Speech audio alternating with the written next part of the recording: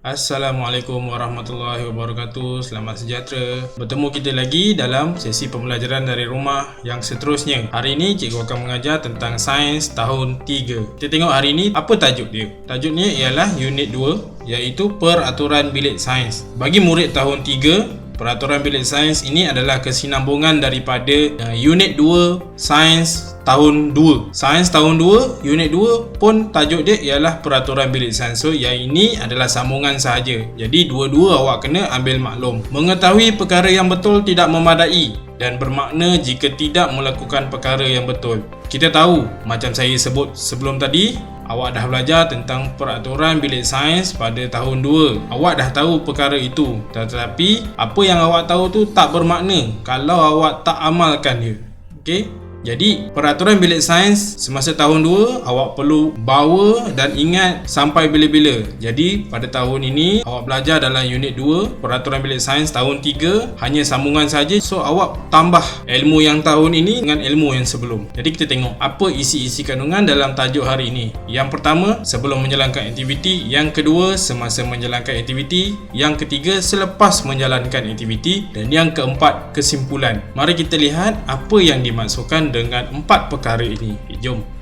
Yang pertama, saya zoom sikit. Membuka pintu dan tingkap sebelum memulakan aktiviti. Kita mesti ingat kenapa kita kena buka pintu dan tingkap. Pintu dan tingkap ini tugas dia ialah untuk mengalirkan udara. Kita tak boleh nak buat kerja dalam tempat yang tertutup, tak ada pengaliran udara. Manusia memerlukan udara untuk bernafas. Jadi kalau tak ada pengaliran udara yang baik, manusia susah nak bernafas. Contohnya dalam subjek sains, semasa kita membuat eksperimen, berkemungkinan akan ada cecair-cecair yang mempunyai bau yang mendatangkan bahaya. Jadi kalau kita duduk dalam satu keadaan ataupun satu bilik yang tidak mempunyai pengaliran udara yang baik, mungkin kita akan terdedah dengan bahaya tersebut. Tapi kalau kita buka tingkap, buka pintu, ada aliran udara yang mengalir dengan baik, mungkin kita kurang sikit mendapat bahaya daripada cecair tersebut. Dan kemudian kalau kita buka pintu dengan tingkap, angin daripada kawasan luar boleh masuk ke dalam bilik sains dan mungkin boleh memberi satu situasi ataupun satu keadaan yang dingin. Itu yang pertama. Yang kedua, memakai kasut yang bertutup. Kita kalau masuk dalam bilik sains, kita tak boleh nak pakai selipar. Melainkan kalau kaki awak tu memang mempunyai luka, awak tak boleh pakai kasut, awak kena pakai selipar. Tapi bila awak pakai selipar masuk ke dalam bilik sains, awak hanya boleh duduk di bahagian tepi saja ataupun di bahagian pintu. Awak tak boleh masuk. Kenapa? Sebab kita takut bahan-bahan ataupun perkara-perkara yang berbahaya kena pada kaki. Contohlah, kawan awak bawa tabung uji, jatuh, pecah, kena kaki, awak tak pakai kasut, awak terpijak, mungkin boleh berdarah. Itu dah mendatangkan bahaya.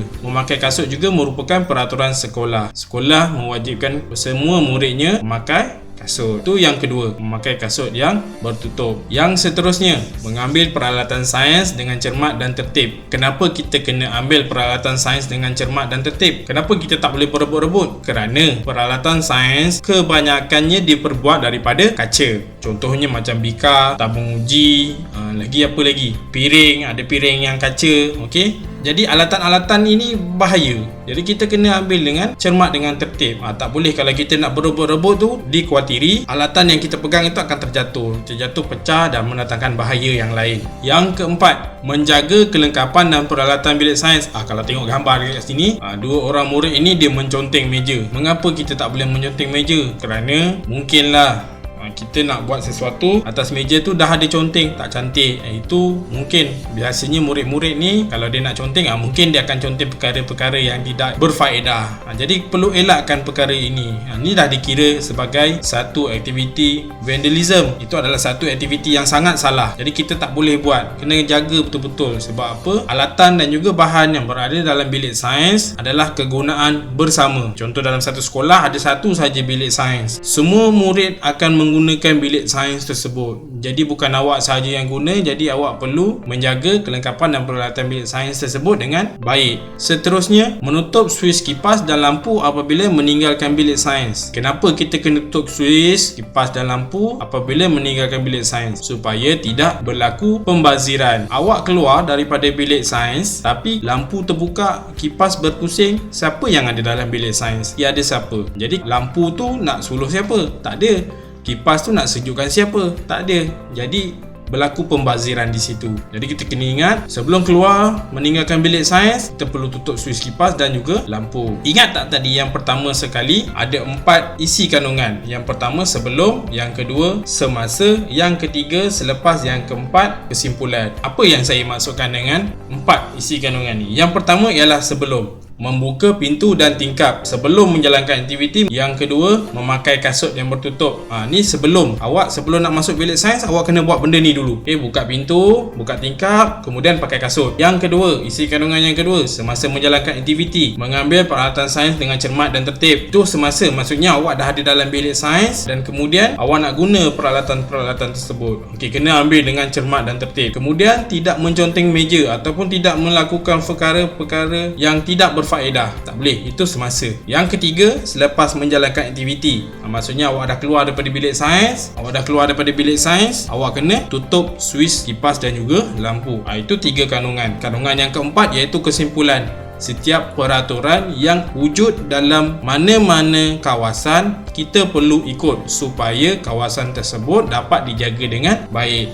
Itulah 4 isi kandungan dalam peraturan bilik sains. Okey, yang terakhir ini ada aktiviti yang awak boleh buat bersama dengan keluarga. Hasilkan kipas tangan menggunakan alatan dan bahan mengikut kreativiti kamu. Tarik dan cetak semua peralatan bilik sains yang telah kamu pelajari. Nasihat saya, awak boleh guna batang aiskrim ataupun kertas. Kertas awak tulis, jangan tulis peraturan yang panjang-panjang. Ini cuma cadangan saya sahaja. Awak boleh tulis mungkin kata kunci sahaja. Buka pintu, buka tingkap, guna peralatan dengan cermat, jangan menconteng meja, tutup suis. Itu dah 5. Kalau campur dengan yang masa tahun 2, ada beberapa lah. Awak dah boleh gabungkan sekali. Jadi awak boleh buat dan awak boleh jadikan kipas awak sendiri. Itulah antara aktiviti yang boleh dilakukan. Seterusnya, inilah ringkasan isi kandungan yang berada dalam tajuk peraturan bilik sains. Kita dapat buat sebelum, semasa dan juga selepas. Ini yang saya dah sebut ni tadi. Yang pertama sebelum kita kena buka pintu dan tingkap. Dan yang kedua, kena pakai kasut yang bertutup. Semasa berada dalam bilik sains, kena ambil peralatan dengan cermat, tidak membuat aktiviti yang tidak berfaedah. Dan selepas menggunakan bilik sains, menutup suis kipas dan juga